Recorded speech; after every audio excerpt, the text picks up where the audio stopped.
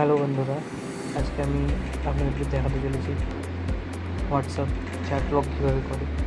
ধরো আপনি কোনো কাজ চ্যাট করতে চান, সেটা প্রাইভেসি রাখার জন্য চ্যাট লক করার দরকার খুব। তো চ্যাট লক কীভাবে করে সেটা আপনাদের দেখাচ্ছি।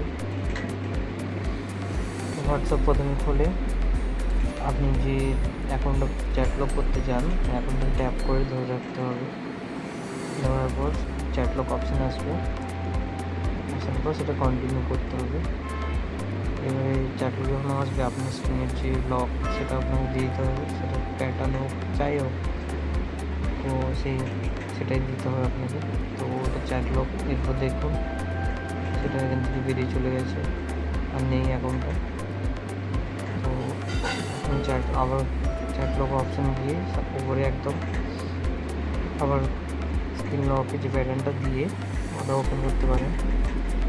আপনি ধরুন আপনি আবার চ্যাট আনলক করতে চান, তো সেম প্রসেস। ওইভাবে অ্যাকাউন্টটাকে কিছুক্ষণ চেপে ধরবেন, তারপর ওই 3 ডটে